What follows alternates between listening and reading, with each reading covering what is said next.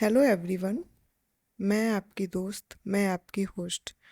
चलो, आज का टॉपिक है why do PCS and second topic है UP PSC and UP PCS में डिफरेंस क्या है। ठीक है, तो हम स्टार्टिंग करते हैं यूपी पीएससी से। यूपी पीएससी का फुल फॉर्म है Uttar Pradesh public service commission. Okay, Hindi में है उत्तर प्रदेश लोक सेवा आयोग।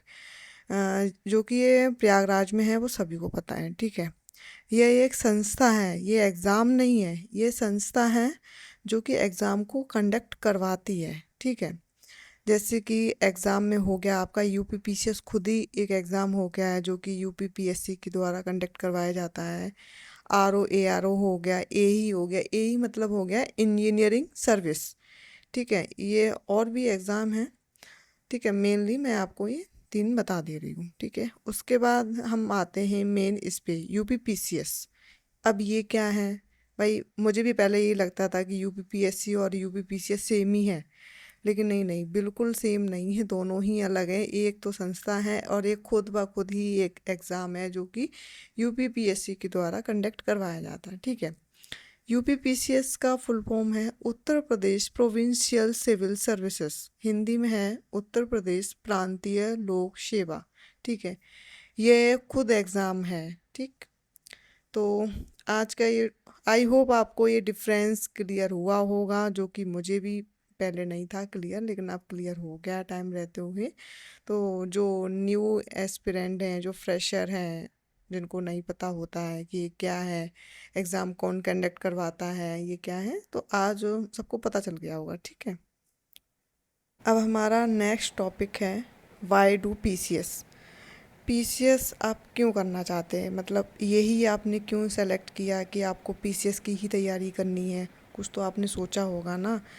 देखिए, अगर आपका इंटरनल मोटिवेट आप हैं तब तो ठीक है, आप प्रीलिम मेंस इंटरव्यू तक खींच ले जाएंगे पूरा, और आप सिलेक्शन भी ले सकते हैं। ठीक है, और आप अगर एक्सटर्नल मोटिवेशन है, एक्सटर्नल मतलब जैसे आपको किसी ने प्रेशर किया है या कभी आपको परेशान किया हो, तो नहीं, आपको उससे बदला लेना है, तो आप पीसीएस की तैयारी करना चाह रहे हैं, या फिर मतलब ये भौकाल दिखाने के लिए कि इसमें पैसा है, पावर है, रुतबा है, सब है, वो दिखाने के लिए, गाड़ी है, समाज को दिखाने के लिए, तो ये भाई आपका एक्सटर्नल मोटिवेशन हो गया, जो कि कुछ ही टाइम तक रह पाता है। प्रीलिम अगर एक बार, दो बार, तीन बार में नहीं निकला तो फिर आप खुद से ही टूट जाएंगे, फिर आपको खुद ही समझ में नहीं आएगा कि आपने ये लाइन क्यों चूज़ की थी। ठीक है, तो इसके लिए हमारे लिए इंटरनल मोटिवेशन बहुत ज़्यादा ज़रूरी है रेदर देन एक्सटर्नल। एक्सटर्नल में कोई भी आपको प्रेशर करके भी, जैसे पेरेंट्स भी कभी कभी कह देते हैं, उनका ही सपना होता है कि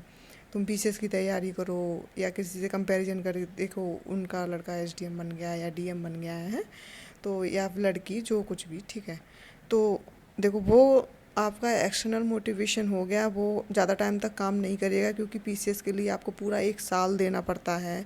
उसका सिलेबस कंप्लीट करते करते, उसको समझते समझते ही इतना टाइम लग जाता है। उसके बाद आप एग्ज़ाम में बैठेंगे, उसको समझेंगे, पेपर देंगे, कभी फेल होंगे, कभी पास होंगे, कभी एक बार में प्री निकल जाएगा तो हो सकता है एक बार में मीन्स ना निकले, कभी कभी प्री भी निकल गया, मीन्स भी निकल गया, और हम पहुंच गए इंटरव्यू तक। ठीक है, इंटरव्यू में जाके वहाँ से बाहर निकाल दिए गए, क्योंकि इंटरव्यू में आपसे डायरेक्ट यही क्वेश्चन पूछा जाएगा कि आप पीसीएस ही, आपने पीसीएस ही लाइन क्यों सेलेक्ट की है, आपको पीसीएस ही क्यों बनना था, तो आप क्या बताएंगे? क्या बताएंगे कि हमें पैसा चाहिए, इसलिए इसमें पैसा ज़्यादा है, इसलिए हम इस लाइन में हैं? नहीं, ऐसा तो जवाब देना ही नेगेटिव हो जाएगा कहीं ना कहीं। उसको हम पावर से डिफ़ाइन कर पाएंगे कि हम इस वजह से इस एग्ज़ाम को दे रहे हैं। ठीक है, और दूसरा है कि अगर जैसे हम बताते हैं किसी को, हम उसकी हेल्प करने के लिए दे रहे हैं पीसीएस का एग्ज़ाम, कि नहीं, हेल्प करने के लिए कि नहीं, आप कोई बहुत बड़े धर्म। और जो ये थर्ड पॉइंट है, रिस्क, रिस्क लेने की कैपेसिटी इसमें नहीं बोला जाता, ये नेगेटिव पॉइंट हो जाएगा। वहाँ हम ये बोलेंगे कि सिक्योरिटी। ठीक है, आई होप आपको ये तीनों पॉइंट क्लियर हो गए हों। वाई पीसीएस क्यों, पैसा या पावर, हेल्प या स्टेटस, रिस्क या सिक्योरिटी, इन तीनों में सब कुछ फ़र्क समझ में आ गया हो कि हमें वहाँ क्या बोलना है, इंटरव्यू में क्या बोलना है, पावर बोलना है, स्टेटस बोलना है, सिक्योरिटी बोलना है। ठीक है, यही हमारे लिए 3 है। ये तो निगेटिव पॉइंट वहाँ हो जाएंगे, यही पॉजिटिव पॉइंट रहेंगे। ठीक है, तो जो फ्रेशर हैं वो भाई पहले अपने अभी से ही अपना डिसाइड कर लें कि मुझे पीसीएस ही क्यों करना है और कोई लाइन क्यों चूज़ नहीं करनी है।